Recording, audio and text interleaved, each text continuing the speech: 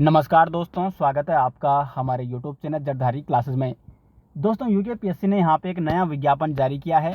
यहाँ पे आप देख सकते हैं 29 अगस्त 2023 यानी आज ये विज्ञापन जारी किया गया है यूकेपीएससी के द्वारा। और ये यहाँ पे जो विज्ञापन है ये है व्यवस्थाधिकारी राज्य संपत्ति विभाग परीक्षा 2023। इसका दोस्तों विज्ञापन मैनेजमेंट ऑफिसर राज्य संपत्ति विभाग में ये विज्ञापन जारी किया गया है। तो देख सकते हैं आप यहाँ पे विज्ञापन प्रकाशन की तिथि है 29 अगस्त 2023। ऑनलाइन आवेदन पत्र भरने की जो अंतिम तिथि है वो है 18 सितंबर तक आप ऑनलाइन आवेदन भर सकते हैं। आज से आप यहाँ पे ऑनलाइन आवेदन कर सकते हैं और आवेदन शुल्क भी जमा करने की जो अंतिम तिथि है वो है 18 सितंबर 2023। तो जानते हैं दोस्तों इस विज्ञापन में क्या क्या महत्वपूर्ण जो भी अन्य जानकारियाँ हैं, कौन कौन अभ्यर्थी इस फॉर्म के लिए एलिजिबल हैं, कौन कौन इस फॉर्म को भर सकते हैं, और जो भी अन्य महत्वपूर्ण इसके सिलेबस पे, इसके एग्जाम पैटर्न पे बात करेंगे। तो सबसे पहले देखते हैं कि कुल रिक्तियाँ कितनी है। तो यहाँ पे आप देख सकते हैं पदवार रिक्तियों का विवरण। तो इसमें कुल 7 पद है दोस्तों, कुल रिक्त पद है जो व्यवस्थाधिकारी में है 7 पद। तो केवल 7 पदों पर ये यूकेपीएससी ने विज्ञापन जारी किया है।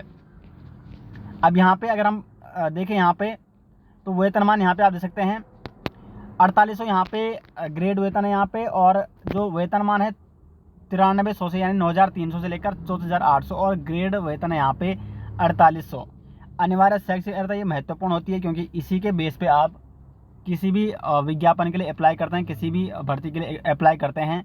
तो भारत में मान्यता प्राप्त किसी विश्वविद्यालय का स्नातक होना चाहिए और सरकार द्वारा मान्यता प्राप्त किसी संस्था से कैटरिंग और होटल मैनेजमेंट का डिप्लोमा होना चाहिए। तो देखो स्नातक भी होना चाहिए और साथ ही साथ किसी मान्यता प्राप्त संस्थान से कैटरिंग और HM यानी होटल मैनेजमेंट का डिप्लोमा होना चाहिए। और ऐसे अभ्यर्थी को अधिमान दिया जाएगा जिसे सरकारी या निजी अधिष्ठान द्वारा चलाई जाने वाली किसी कैंटीन में पर्यवेक्षक के रूप में कार्य का अनुभव हो। तो जिसके पास कार्य का अनुभव हो उसको अधिमान दिया जाएगा, यानी उसको मौका दिया जाएगा। अगर किसी के समान अंक आते हैं और जिसके पास ये वाली अर्हता है तो फिर इसको पहले मौका दिया जाएगा। लेकिन जो आवश्यक जो अर्हता है ये 2 है, यहाँ पे स्नातक होना चाहिए, साथ ही साथ उसके साथ कैटरिंग और होटल मैनेजमेंट का डिप्लोमा होना चाहिए। उसके बाद यदि किसी अभ्यर्थी के पास प्रादेशिक सेना में 2 वर्ष की न्यूनतम अवधि की हो या सेवा की हो और साथ साथ NCC का B प्रमाण पत्र प्राप्त किया हो तो उसको भी आप जरूर लगाएं क्योंकि वो अधिमान्य अर्हता में आता है। इसका आपको फ़ायदा मिलेगा अगर आपके समान नंबर आते हैं।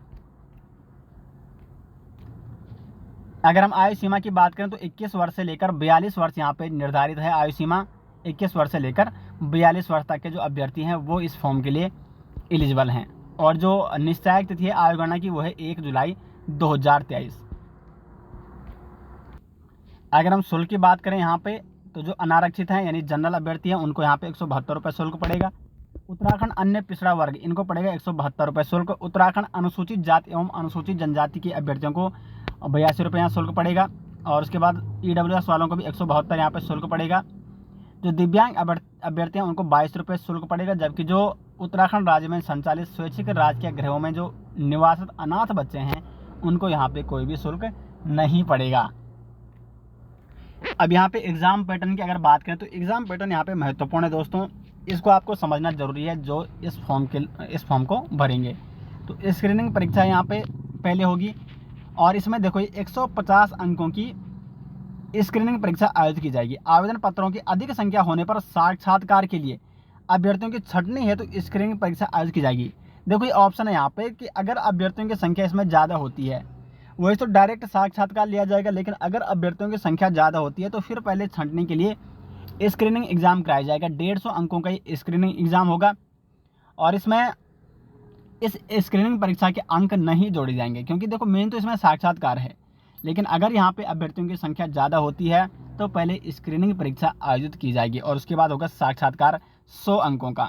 अब देखो साक्षात्कार में क्या है, तो उत्तराखंड लोक सेवा आयोग परीक्षा परिणाम निर्माण प्रक्रिया विनियमावली 2022 के अनुसार अनारक्षित पदों के लिए 45%, उत्तराखंड अन्य पिछड़ा वर्ग और आर्थिक वर्ग से कमजोर वर्ग के लिए 40%। और इस प्रकार से यहाँ पे जानकारी दी गई है, यानी इसमें जो मुख्य है वो है साक्षात्कार।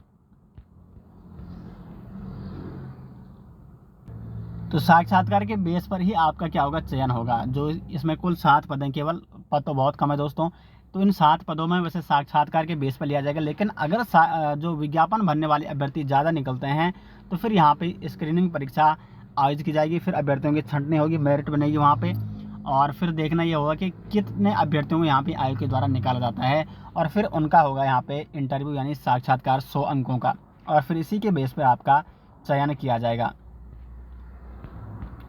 अब यहाँ पे देखो सिलेबस, ये किसका सिलेबस है, तो ये है आपका जो आपका यहाँ पे जो प्री एग्ज़ाम है, यानी स्क्रीनिंग जो एग्ज़ाम है, स्क्रीनिंग एग्ज़ाम आप इसको कह सकते हैं। तो मैंने आपको पहले ही बता दिया, ये तभी होगा जब आपके विज्ञापन में ज़्यादा अभ्यर्थी फॉर्म भरेंगे, ज़्यादा अभ्यर्थी विज्ञापन के लिए या भर्ती के लिए अप्लाई करेंगे, नहीं तो एग्ज़ाम नहीं होगा। सिलेबस इसका आप दे सकते हैं। इसमें पार्ट 1 में आएगा आपका, देखो इसमें सिलेबस क्या है, hotel management, catering technology and general studies का इसमें क्वेश्चन पेपर बनेगा। और इसमें पार्ट 1 में आएगा आपका hotel management and catering technology, इसमें मैक्सिमम 80 मार्क्स का बनेगा। फिर ये फूड प्रोडक्शन, ये मैक्सिमम 15 मार्क्स, इस प्रकार से इसका सिलेबस यहाँ पे दिया गया है। Food and beverage science 15 marks का भी यहाँ से बनेगा क्वेश्चन। और इस प्रकार से यहाँ पे आप देख सकते हैं कि कहाँ से ये सिलेबस, दोस्तों आप यूकेपीएससी की ऑफिशियल वेबसाइट से भी इस विज्ञापन को डाउनलोड कर सकते हैं, ठीक है।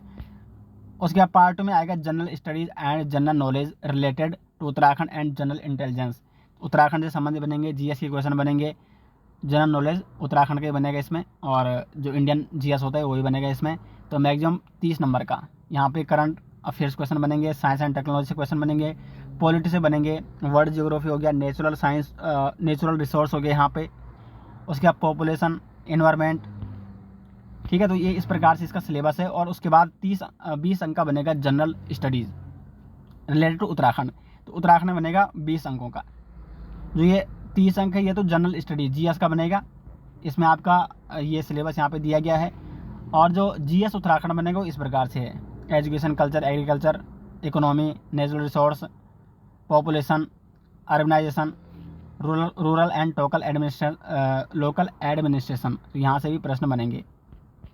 उसके बाद जनरल इंटेलिजेंस टेस्ट बनेगा 20 मार्क्स का।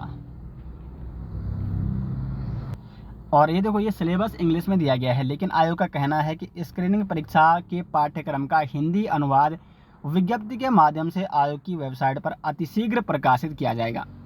तो जैसे इसके लिए विज्ञापन शुरू हो जाएंगे, फिर आयोग ये देखेगा कि इसमें कितने अभ्यर्थियों ने विज्ञापन भरा है, कितने अभ्यर्थियों ने अप्लाई किया है। और जैसे अगर इसमें ज़्यादा अभ्यर्थी अप्लाई करेंगे तो फिर इसमें स्क्रीनिंग एग्ज़ाम होगा, और अगर कम अभ्यर्थी अप्लाई करते हैं तो इसमें साफ साफ लिखा गया है कि स्क्रीनिंग परीक्षा के अंक साक्षात्कार परीक्षा अंकों के साथ नहीं जुड़ेंगे, और साक्षात्कार के लिए अभ्यर्थियों की छंटनी हेतु स्क्रीनिंग परीक्षा आयोजित की जाएगी यदि छात्रों की संख्या अधिक होती है, और यदि कम हो गए तो डायरेक्ट यहाँ पे साक्षात्कार आयोजित किया जाएगा।